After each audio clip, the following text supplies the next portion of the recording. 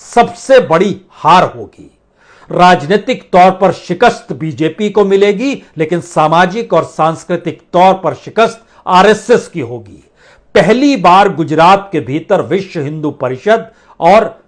किसान संघ, यही वो दो संगठन हैं जो आरएसएस के जरिए वहां मजबूत रहे, लेकिन प्रधानमंत्री मोदी की नीतियां जब गवर्नेंस के आश्रय चलने लगी तो ये दोनों संगठनों को भी कमजोर किया गया। विश्व हिंदू परिषद से जिस तरीके से प्रवीण तोगड़िया को बाहर का रास्ता दिखाया गया और जिस तरीके से किसान संघ को किसी भी मुद्दे पर आंदोलन करने की छूट दी नहीं गई, उसमें पहली बार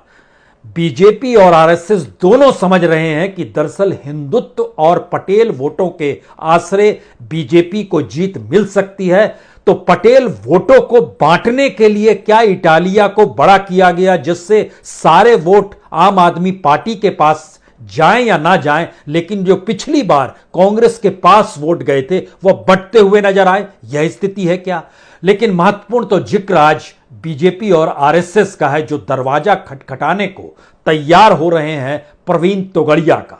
संवाद हल्का फुल्का जारी हो चला है। सबको पता है कि प्रवीण तोगड़िया किसी भी हालत में आम आदमी पार्टी और कांग्रेस में मैच नहीं करते हैं, लेकिन वह जिस तरीके से मोदी विरोधी हैं, क्या वो पुरानी परिस्थितियों से सारी चीजों को भुलाकर अब बीजेपी की जीत के लिए एक मजबूत मुहर के तौर पर काम कर सकते हैं? आरएसएस अपने तौर पर सत्ता चाहता है और ये लोग भूल करते हैं जो सोचते हैं कि मोदी सत्ता चाहते हैं, आरएसएस सत्ता नहीं चाहता है। आरएसएस पहली बार गुजरात के भीतर सत्ता खोने को तैयार नहीं है। संघ को एकजुट करने की दिशा में पहली बार कदम बढ़ रहे हैं, ये जानते समझते हुए कि अगर यहां से ढलाओं पे आ गए तो 2024 तक भी संभल नहीं पाएंगे। कुछ जगहों पर किस तरीके से आम आदमी पार्टी को उठाना है, किस जगहों पर कांग्रेस की जमी के भीतर सेंध लगानी है, इसका भी राजनीतिक खांचा तैयार किया जा रहा है। लेकिन आइए जरा परखने की कोशिश इसलिए जरूरी है कि वहां से जो मैसेज निकल कर आते हैं और उन मैसेज के जरिए जो भीतर में बिसात बिछाई जा रही है वह बेहद महत्वपूर्ण हो चली है। आदिवासी सीट के दायरे में आने वाली 27 सीटों पर क्या विश्व हिंदू परिषद के साथ साथ आदिवासी कल्याण संघ जो है वह अपने तौर पर कोई प्रभाव डाल सकता है, जब सियासी तौर पर साफ हो चला है कि गुजरात की मौजूदा बीजेपी की सरकार चुनाव जिता पाने में सक्षम नहीं है और दिल्ली से निकलकर अमित शाह और मोदी की जोड़ी जब गुजरात में कदम रखेगी तो क्या वाकई 30 दिनों के भीतर सारे समीकरण बदलने की स्थिति में वो आ पाएगी, या मसला मैनिपुलेशन का आएगा, मसला मशीनरी का आएगा, क्या मसला आएगा? इन सब पर भी चर्चा अपने तौर पर शुरू हो चली और शायद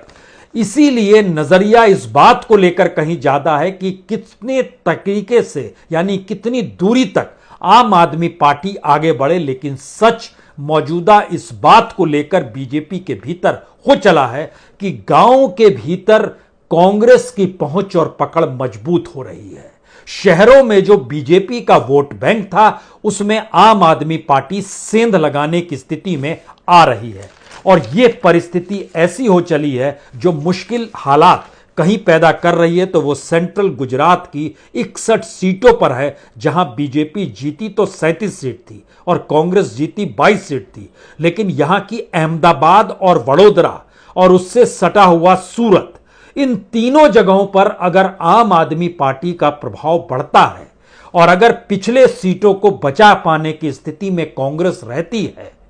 तो यह